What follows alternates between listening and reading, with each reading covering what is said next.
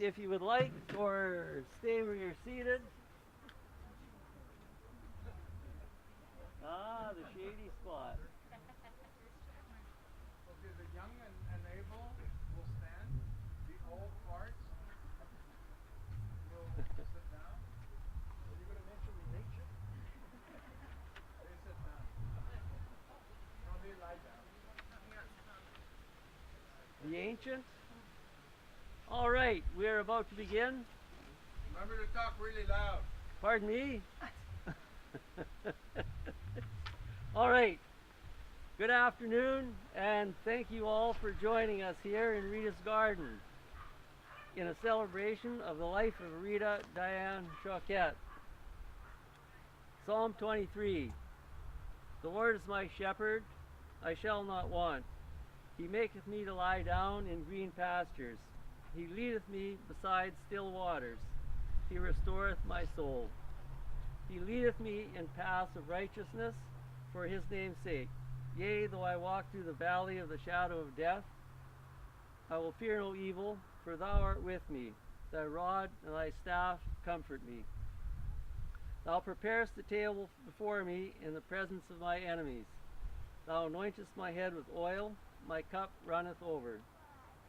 Surely goodness and mercy shall follow me all the days of my life, and I will dwell in the house of the Lord forever. My name is Bob Coop, and I've been Rita's favorite brother-in-law for 46 years now. Most likely because I was probably her only brother-in-law. Are you going to let that stand? He's a brother. Oh, right. Brother-in-law? No, I think that was me. You were the husband. All right. Keep it down out there. All right. While the pandemic has placed restrictions on the number of people who can attend in person today, the reality is that Rita had many, many more friends and family than we could ever possibly hope to fit in this garden. So I'd also like to thank anyone who's joining us today online in the garden. Rita's garden was a source of great joy for her, and this is where she wanted this service to be held. I'd like to thank the North Island Palliative Care team for the incredible support given to Rita and the family during her last days. I'd also like to thank Online Gourmet for the food today, and Neil Media for the online coverage. If anyone needs the bathroom too, it's first door on your right in the house if you need. So I'd like to hear from Chris's sister. Chris. Gerard, see what you started? Let's hear from Rita's sister, Chris.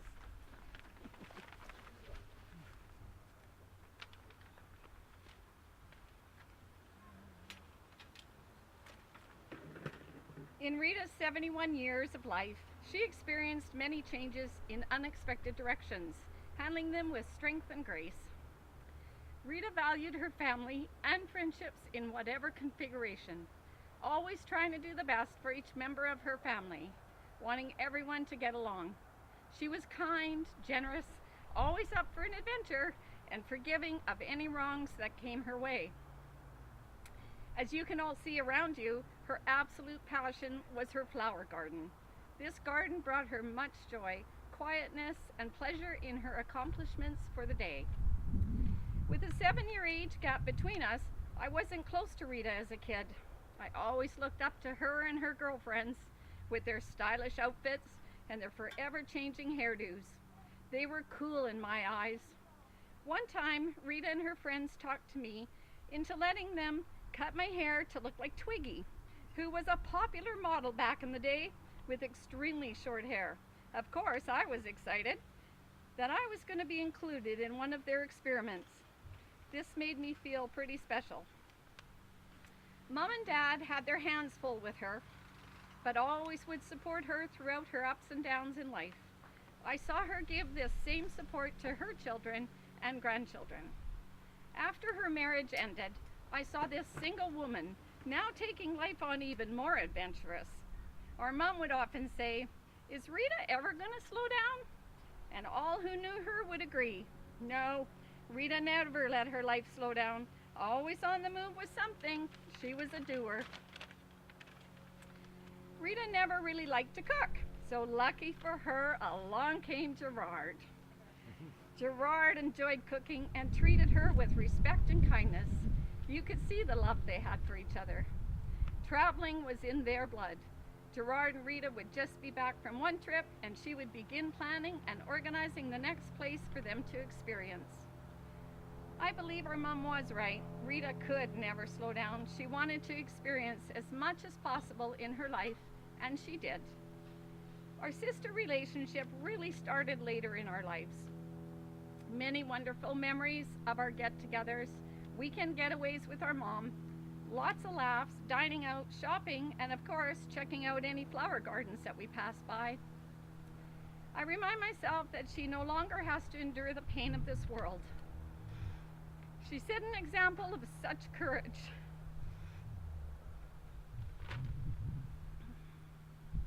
I feel grateful that her presence has blessed so many lives.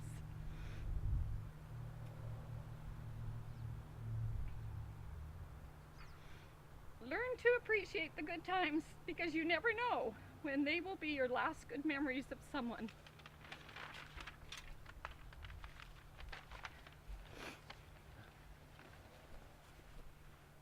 Thank you, Chris. So true about Rita's courage. And now Mary. I'd like to call on Rita's niece Mary to play Amazing Grace.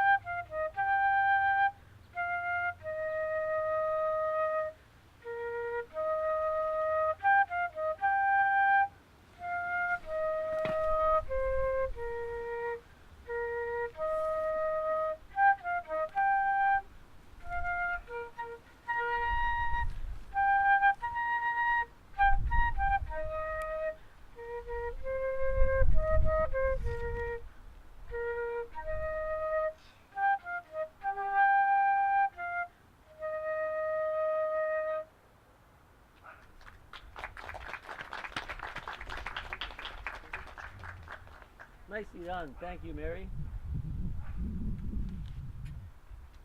Rita often called her garden her happy place, and she would be content to play here for hours on end, no matter the weather.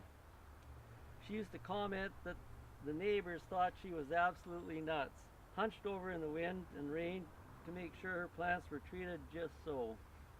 But to her it was pure bliss. It was her zen, as she used to say. Rita cultivated a love for her family in much the same way. She encouraged people to move to Camel River in order to be close to her. And she delighted in spending time here with her friends, family, grandchildren, and great-grandchildren. She had a kind and generous heart and would very often work her entire personal life around the needs of other family members. She was the glue that kept everything together. In addition to gardening, Rita was also madly obsessed with thrift stores, so much so that she ended up volunteering at one for 10 years.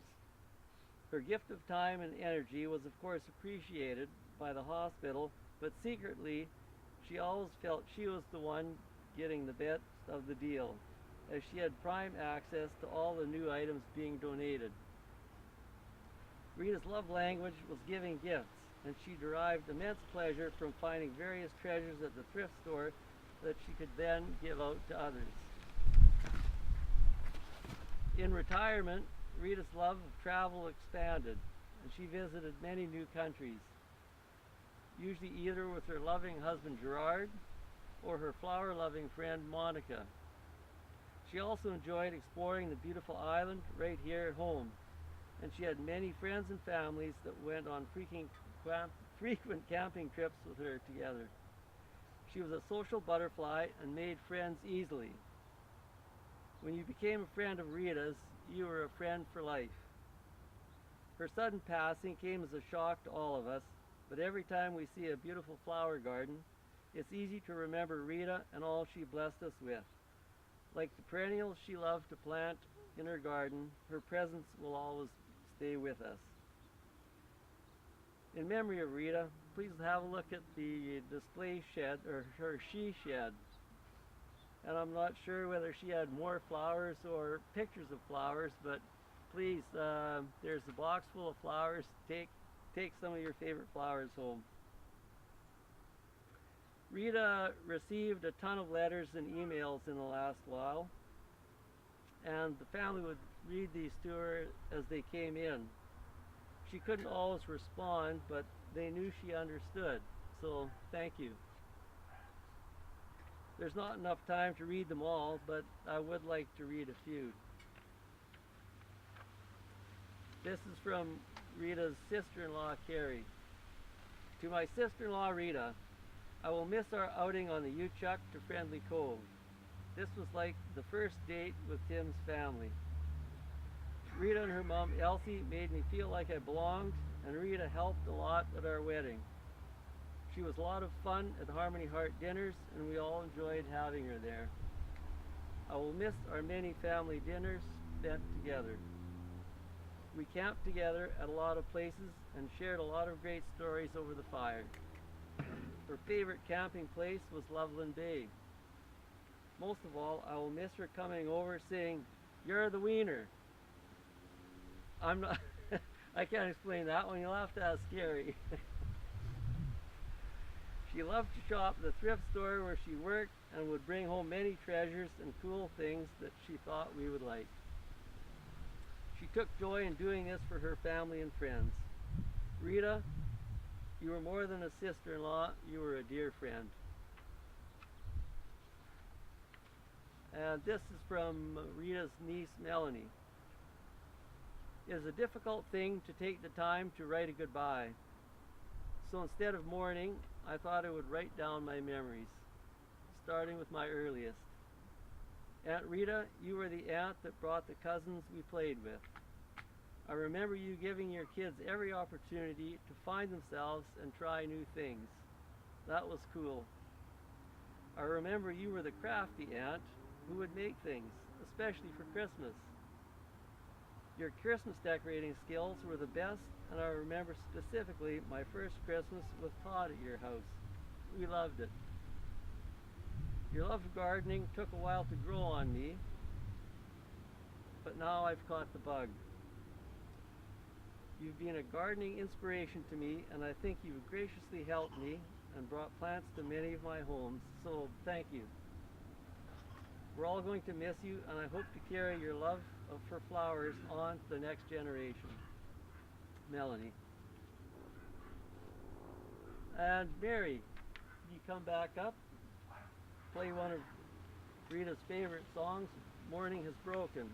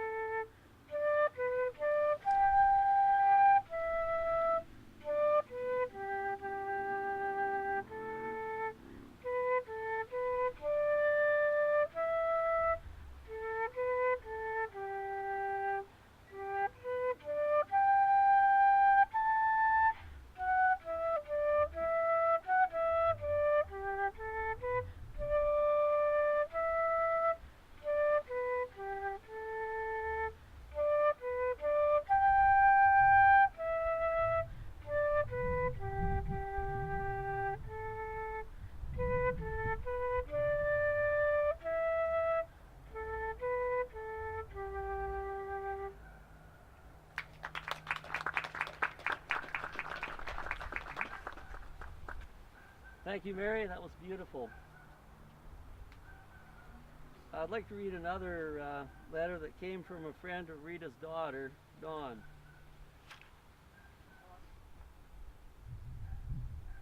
Can everybody hear me okay, or? All right, okay. This is a letter from a friend of Rita's daughter, Dawn. First of all, you were the mom who understood us, who let us act out as teenagers would under the safety net of you. You made us feel heard and important, and in turn, we never wanted to let you down. You helped us believe in ourselves and encourage us to hold ourselves accountable. From showing up at the post office to tell you the latest thing that happened, or that we were just bored, to the countless softball games you attended and cheered us on.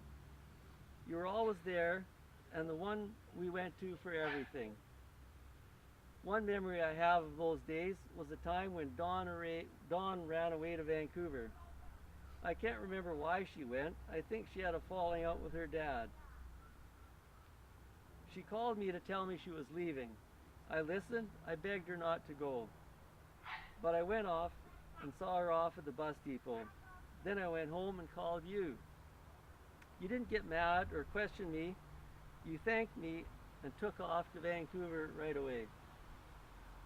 You both came home a few days later after what I was sure was a 2-day shopping trip. I would have been grounded if that was me. I was so scared that my best friend would never want to speak to me again, but you worked your magic, and Dawn returned home with a t-shirt for me. I remember it to this day. It was black with Vancouver written on the front, each letter a different color. She delivered it with a great big Dawn hug and thank you. I don't know what you said to her, but I was so grateful you smoothed it over between us. Thank you for all of what you did to make us feel loved and appreciated when we mostly felt unappreciated. You'll always have a special place in my heart, and I'm sending you that big love right now. Sandra Medinger. And this is a letter from Rita's cousin Teresa. Oh, the memories. I'll start back as far as I can remember. Rita, I remember vividly the times we would visit your house as a kid. I was always hoping you'd be home. The hair, every time a new style or color. I loved it. Another fond memory, seeing you and your girlfriend suntanning on the beach, covered in baby oil, wearing bikinis, and using electrical tape to make initials on your legs. Again, a total cool factor in my eyes. Then the trip when we rode our bikes to Port Hardy. You made me feel so welcome. In those days, I felt pretty alone and never really fit in. I always appreciated that. Over the years, you went through so much heartache, but each time I saw you, you never spoke of your heartaches, but always made everyone else feel good about themselves. I wish we could have seen you on this last trip to the island. I look forward to seeing your garden again and hearing about the stories of every corner of the yard. You inspire me. I love the way you took your life that could have made you sour, and you lived. You lived every moment to the fullest. That is what I love about you. What I most want to tell you is that even though I was unable to tell you this, I love your heart.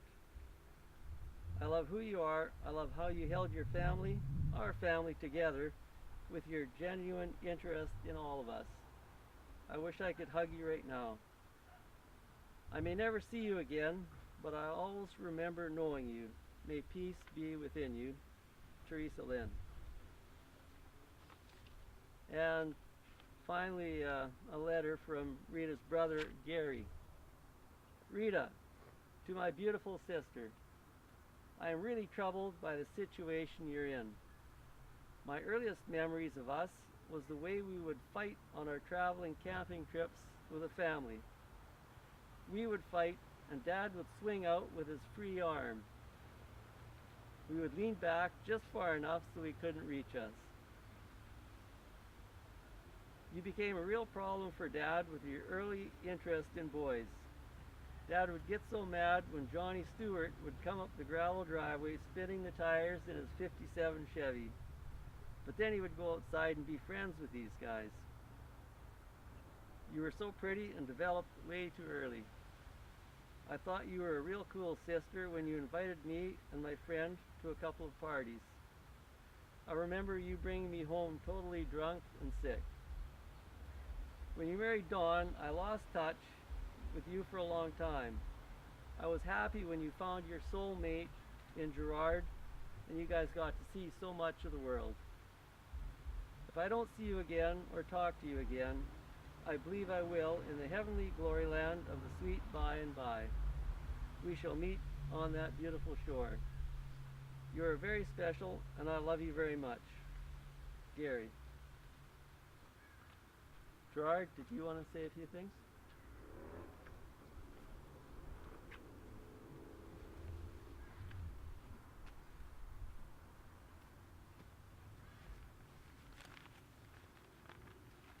I have a paper.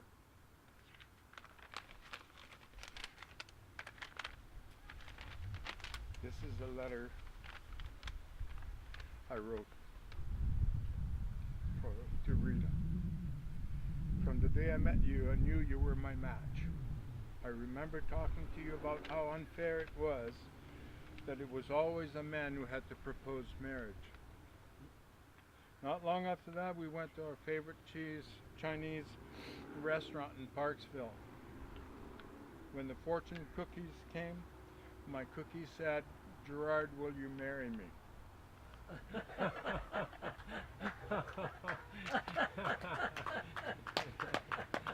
This is one memory I will never forget. The staff at the restaurant all came to the table and asked if I said yes. Duh.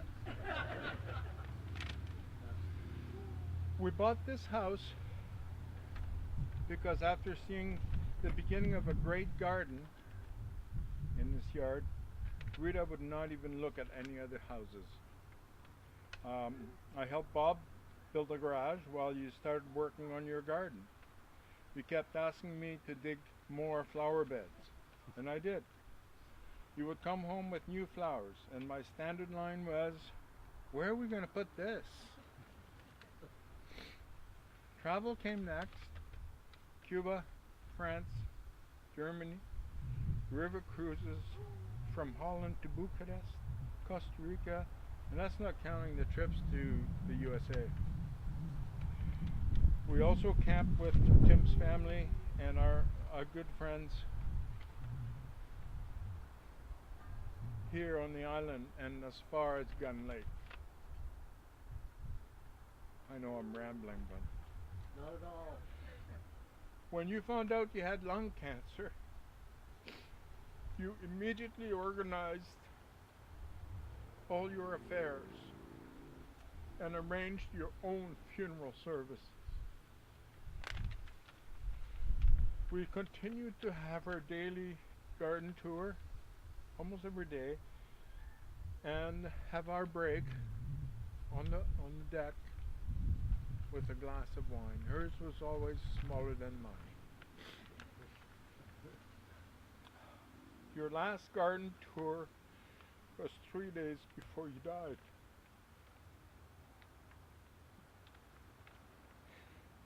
I carried the oxygen. It was a short tour.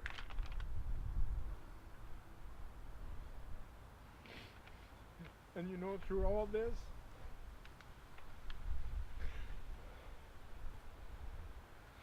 you never once complained. As a matter of fact, I don't think you ever complained about anything. Oh yeah, my snoring.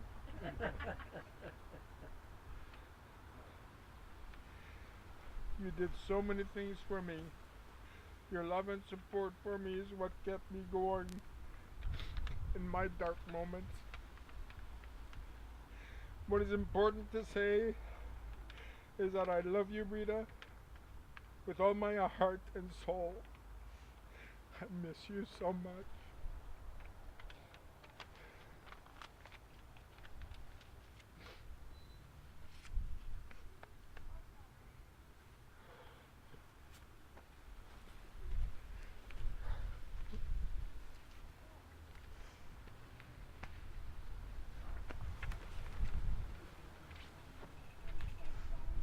That was awesome, Gerard.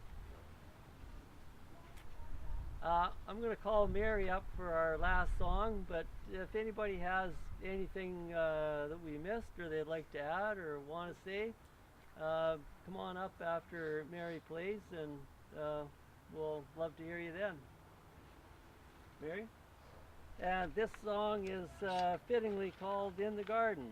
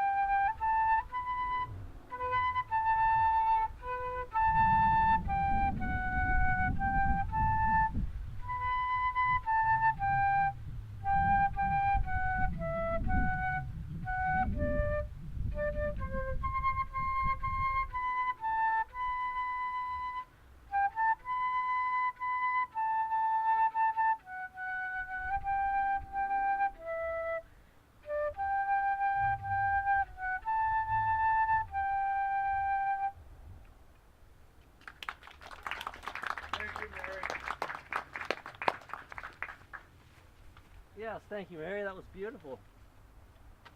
I guess that brings us to the end of the organized event. So once again, thank you everybody for your part.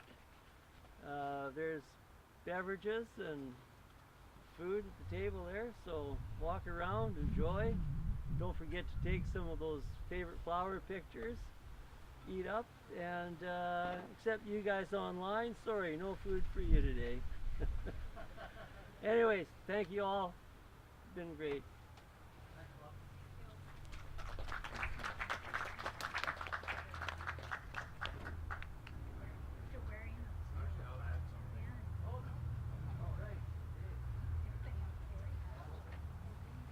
I'd like to thank all of the people that helped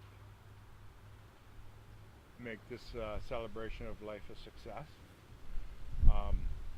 The volunteers who came and worked in the garden. There's so many people that organized this, like the posters all the way around. Carrie and what's your name again? And Alexis. Tim putting up all these boards so that it wouldn't fall down. So even just the support that you guys have given me through the phone or wherever. So I thank you for coming today. One of the things that I was thinking, and this is just in my mind, when Dawn passed away, Rita's daughter. Um, they planted, what kind of tree is it? No, Yellow plum tree. yellow plum tree in Tim's yard. The yellow plum tree is giving out a lot of plums. And when Dawn died, they also gave Rita, the people at her work, this big magnolia, yellow magnolia, and it's now gone pretty close to 40 feet. What I would like to do is plant an apple tree next to the yellow plum tree in memory of Rita. Obviously, I don't need the money to do it because I have it. But if you all want to drop a loonie in, a portion of you will be in that tree. If you don't, that's fine. If you don't have any loonie right now, I'll lend you some. Thank you.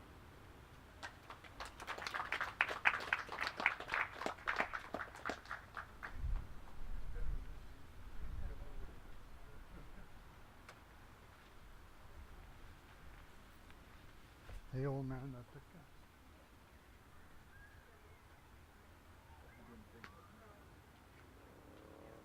Well, how'd you make out? Really well. Oh, good. Really well. Good. You're fantastic. Oh, thank you. Yeah. Yeah. Really beautiful voice. Oh. Yeah. Yeah. I always think I sound nasally, but I guess No. it happens to us all when you hear your own voice coming Oh, I back can't at you bear to from hear a, what I am. from a different Yeah. something electronic. It's like, who is that Yeah. guy? Yeah. This is a good mic and a good thing, though. So you Oh. sounded really great. Oh, well, thank you. Yeah. Thank you. Well, it'll be interesting, since this COVID started, we go to the Portland Baptist Church, and I'd rather say I like church at home in my jammies, right? I know. So I know. it's easy to watch our pastor and criticize him. I think the Rock is a better option. He sits in It his was chair, there, rolled off, I guess. oh, it's doing this. Yeah. So, and his first couple, he's just like this the whole time, right? Yeah, I don't want to break it. See what I do, no, right? you were really, really good. That's why they got you to do it. So what happened, I think, was he wrote. And you always hit Yes. your mark too. Oh, And good, this one good. was on manual focus. So. Oh, okay. Yeah. I was trying to help you. No, you were. Yeah. Mostly probably because I can read from there if I set myself on the stand. Yeah. right? Do you live in Fort Worth? Yeah. Yeah. Yeah, I need to give. We had a house in Gold think River a for bit a lot of tighter. years. Oh, yeah. And the Foursquare Church there, they need some help with their live streaming. Yeah, Oh, And, It seems and the problem- pastor too. this is beautiful. Oh, It's just yeah. that it's a bit of a That's parachute. beautiful. But no, Gold River, yeah. Mary was nervous. Yeah. Yeah. I was like, did I do that when I Well, was it's our oldest son lives Wonderful in, playing, by the way. Carlsbad, 45 minutes north of San Diego. Yeah, I know it well. Oh, okay, yeah, beautiful spot. Anyway, they go to church there, and it's really a vibrant. Oh, those Southern California churches are Oh, yeah. can be huge, and so my sister's in Fresno, Oh, Clovis, Ah. and yeah, huge church, and they just, and especially a lot of times the worship music and the things Yeah. like that is Yeah. so good. oh, and it's just, and Okay. I sort of had that conversation too, I mean, it's great to be donating your money overseas and to the poor and helping, but sometimes you got to spend a little money on your own home, right? Get things, get things the way they should be. But anyway, some of those, their stuff is so professional, it's pretty awesome. Oh, the one down there. Yeah. Oh yeah, well, it's Southern California. Yeah. And that whole, all the Hollywood and TV stuff, and then all the bands, and it all just, so many resources down there. Hang on, I gotta get out of all the people here. Thank you. Oh, thank you. It was a pleasure. This right here was good. Oh, okay. I gave you my card, but I'll give it to you again.